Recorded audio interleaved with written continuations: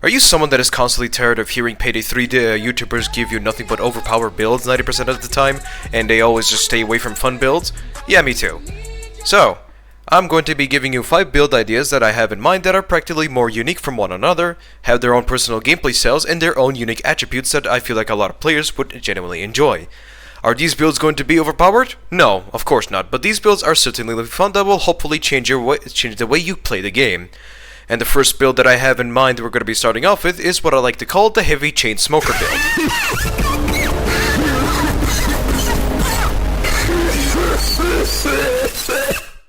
The skills that you need to get the Chain Smoker build is this: Medic Basic, Combat Medic, and Code Blue.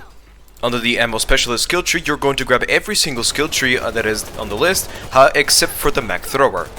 Under the Mower, grab Mower Basic and Replenish. Under the Infiltrator, just simply grab the basic version of it, Quick Fingers, Bagger, and the Fruggle Thrower. Under the Escapist skill tree, you're going to grab Escapist Basic, Swift, and lastly, Disengage. Under the Demolitionist section, you're going to grab the Demolitionist Ace, Overcooked, and Extra Munitions. On the Enforcer, you're going to grab it Aced, and you're also going to grab Combat Reload. Under the Tactician, you're going to grab Tactician Aced alongside of Discombobulation. Of course, if you want to get the crowd control, that is up to you if you want to prevent civilians from running away from you. And that is practically it. The Heavy Chain Smoker, as the name suggests, it focuses on using smoke grenades, and make sure you have them, otherwise this build is completely useless. The main purpose of the Heavy Chain Smoker is your stereotypical support, but it's not a build that focuses on healing your teammates, but rather it focuses on providing support, or aka cover, for both you and your teammates. Tossing a smoke grenade onto yourself or onto enemies will cause the enemy to have their accuracy significantly reduced, and because of discombobulation existing, it reduces the amount of damage they do to you by 40%, basically allowing you to take more damage if you get shot. The smoke grenade is basically the closest thing you can ever have to a dodge build. The only complaint I can really say about the smoke grenade is that your vision is completely, well, I wouldn't really say completely, but it's somewhat reduced. You can't entirely see what's in front of you that much, but only to those who are extremely close to you. So be wary of not blinding your teammates that more often. The best way to use the Heavy Chain Smoker build is whenever your teammate are performing a long interaction, like setting up a drill in Golden Shark, or fixing the drill on Touch the Sky if you don't have Mason to unlock the door for you. Another way that the smoke grenade can be used is to be thrown at open areas that you're going to be going through. Example being, take 99 boxes where you're always constantly moving through open areas. The smoke grenade comes in perfect hand to reduce the amount of damage your teammate is able to take. It's better to take less damage than the actual full damage itself, because with the smoke grenade coming in hand, you're able to prevent some of that damage that would normally break your armor to be somewhat prevented. Of course, that doesn't mean you're going to be tanky 90% of the time. You have to sort of understand when to specifically use it. Only use it to block a specific area that you're not comfortable covering, or to protect allies or yourself whenever you or them are performing a long interaction. Like I said, the drill setup in Golden Shark, or fixing the drill on Touch the Sky if you don't have Mason to unlock the door for you. And here's some gameplay footage.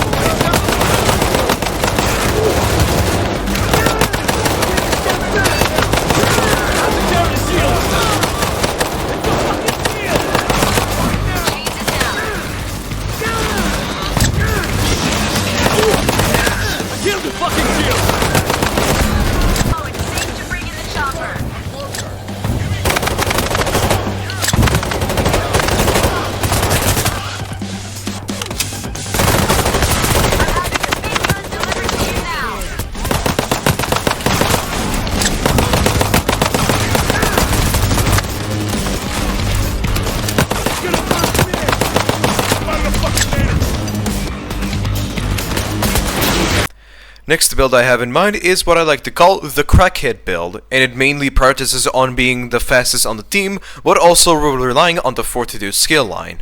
So, for the Medic skill tree, you're going to grab it Basic, and you're also going to grab Extra Charges. On the Ammo Specialist, you're going to get it Basic, and then you're also going to get Played Up. On the Mower tree, you're going to grab it Basic, Ammo Funnel, And you're also going to grab Replenish as well as Sprint Reloaded. And for the tank tree, you're only going to be grabbing the Clean Slate Mastery skill. On the Escapees, you're going to grab a Basic, but you're also going to get a Swift as well. On the Enforcer, you're going to grab a Basic, you're going to grab a Combat Reload, and Face to Face. For the Gunslinger, you're going to grab every single one of them, because this build also practices on using hipfire builds, reducing the hipfire spread, and as well as making your switching speed much more quicker. For the Transporter, you're going to be grabbing a Basic, you're going to grab Power Lifter, and Power Burden. For the Fortitude, you're going to grab every single skill line that you have left on making your Adrenaline be more effective. You can grab the Mastery skill, grab whatever you want on the Fortitude skill line, it's practically all up to you. The main purpose of this build is to basically be the fastest one amongst the crew. You're basically the one that's preventing cops from flanking your crew. Because you have the highest mobility, you're going to be spending majority of your time running around making sure that there's no cops trying to flank the crew. Of course, you can just spend time with your crew as well, being close to them, but majority of the time you want to spend your time running around, making sure that there's no enemies that are like trying to flank your crew, or preventing enemies from getting close to your teammates. Because of how much mobility you have, you're able to shut down the enemy rushes much more frequently. And because you're constantly focusing on hip firing majority of the time, you're going to want to get as close as possible with your enemies, because hip firing at long range is not really something that is practically extremely effective. So, the only complaint I can really say is the fact that it sort of sucks at medium and long range because you're only focusing on hip firing spread, but, you know, it's a unique build. So, yeah. I can't really think of anything else other than it's a pretty good build that practices on getting things done if needed, like having the transporter skills, allowing you to transport packs much more easily than the other builds that I'm going to be showcasing. And here's a bit of a gameplay.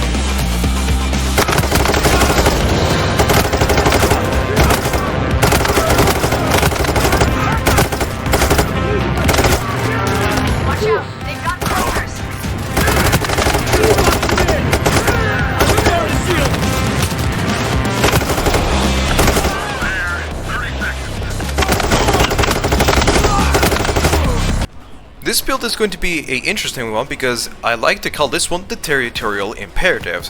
Someone that is more constantly relying on defending a specific area. So first off, we're going to start off at the bottom on the CQC Specialist, Aced. You're also going to... Holy fucking shit! Sorry. So, you're going to grab CQC Specialist Aced, Soft Assets, Ground Seeker, or Groundskeeper, pardon, and Pin Puller. Next up on the list is grabbing every single engineer skill tree except the one that makes the sentry gun blow up entirely. The next one you're going to be grabbing is also Manipulator Basic, Menacing, excuse me. For the Enforcer skill tree, you're going to be grabbing every single skill tree except for the Mastery one. Next up, you're also going to be grabbing Sharpshooter and Cutting Edge. Yes, I know. As well as Long Shot.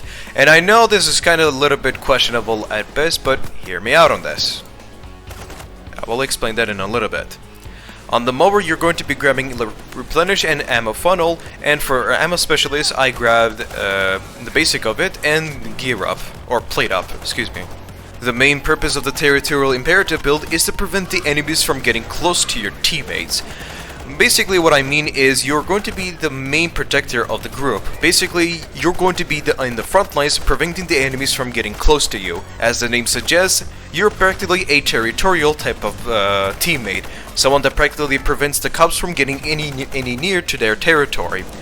The reason I have made this specific build is to sort of act as like a human shield, but as well as a turret.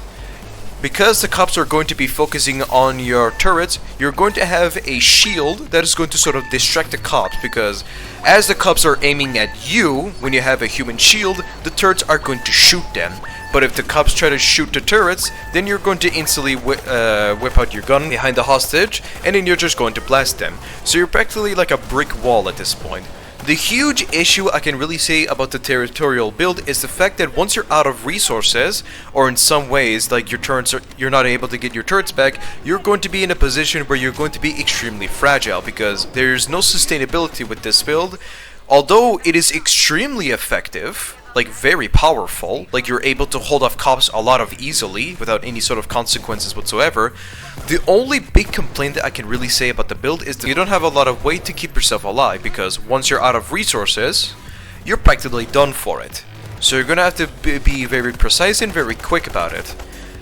Like I said, the build is extremely powerful to hold off against cops if you don't want to be invaded in a specific area.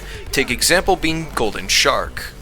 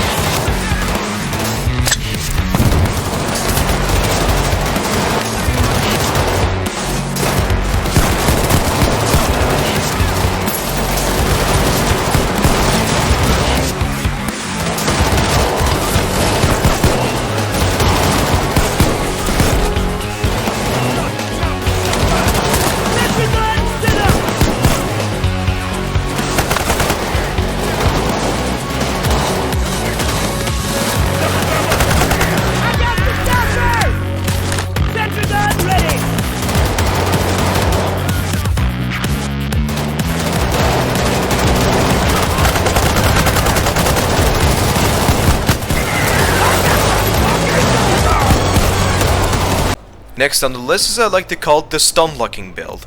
The Stunlocking build, as its name suggests, you prioritizes on using flashbangs, infrasonic mines, and the ECM jammer as a way to stun the enemies. For the skills that you need for the Stunlocking build are the Ammo Specialist Basic, Scrounger, and Plate Up, and Top Up. On the Mower, you're going to grab it Basic, Ammo Refunnel, and Replenish. On the Infiltrator, you're just only going to be grabbing the Froggle Thrower Mastery skill. On the Demolitionist, you're going to grab it Basic, Overcooked, and finally Extra Munitions.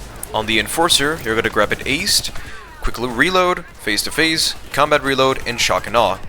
Under the Tactician, you're going to be grabbing it Aced, Coup de Gras, Coup de Grace, however the fuck you want to pronounce it, I'm not French, Discombobulate, Expose, and Scramble. And another unique one that you're going to be grabbing is Scrambler. Scrambler Basic, Speed Hack, Signal Scan, Extra Pocket, and finally Kinetic Shortcut. Like I said, the main purpose of the build is to sort of stun lock a lot of enemies that are overwhelming you. If your crew somewhat struggles to be able to kill hordes of enemies much more quickly, then the stun locking build is the perfect opportunity for you, allowing you to be able to stun enemies much more quickly without having to worry about anything whatsoever. Enemies that are stunned by you also take bonus damage because of Coup de Gras and the Expose skill, as well as Face to Face. And yes, I know people are going to be saying, well, Cutting Edge exists that allows you to one-shot, but shut up, I'm trying to make this unique, okay? Thank you very much. The main purpose of this build is to sort of, you are basically the janitor of the crew. If you're someone that is, or if you're in a team that sort of struggles to get rid of enemies quickly, like I said previously, then you're going to be the one that is going to be cleaning out the hallways, cleaning out the overwhelmed rooms much more easily. Even if your crew does somehow get overwhelmed by the cops, then your flashbang being instant and having an extremely large radius, you're able to stun them easily and get rid of them much more quicker. Grab yourself an assault rifle with a high damage and a high rate of fire, then you'll be able to get yourself out of there. Take example being the Car 4 or the Northwest Star. Anything that does that has a lot of rate of fire is pretty good.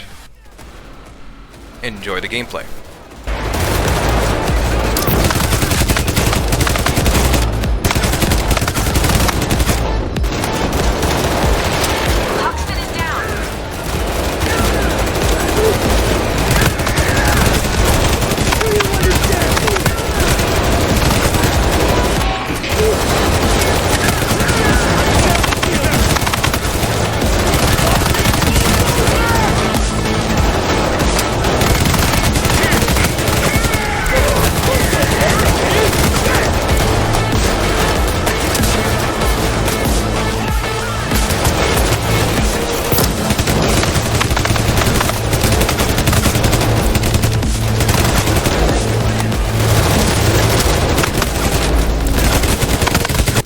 Finally, the last build I have in mind is I like to call the Assassin build.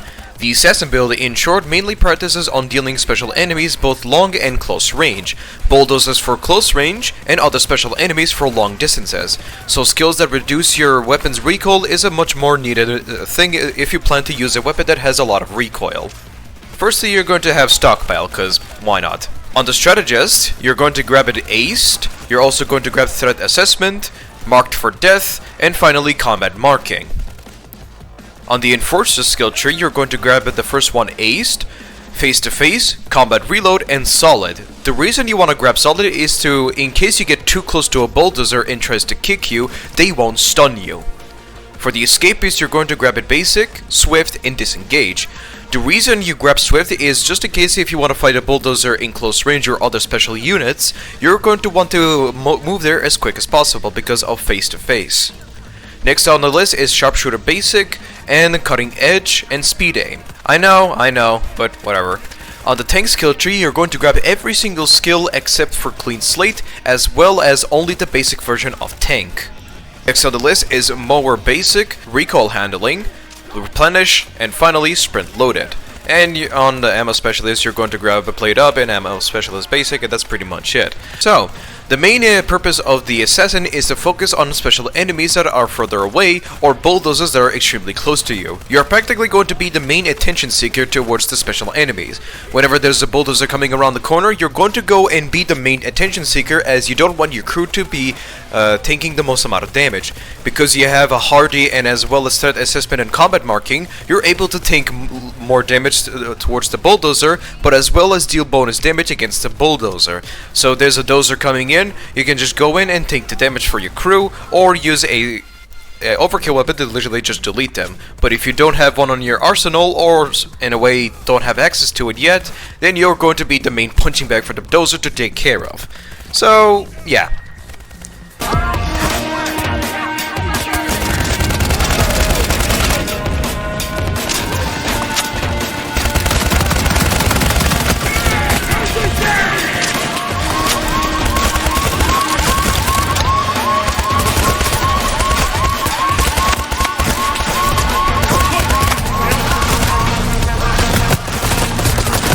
That is all I have to offer so far. I apologize if the video seems a little bit long. I am currently sick at the moment, no surprise there.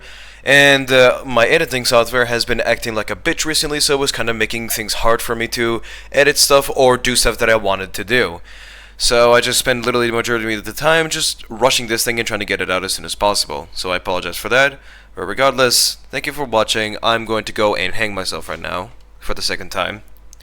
Goodbye, and I wish you all the best. Adios.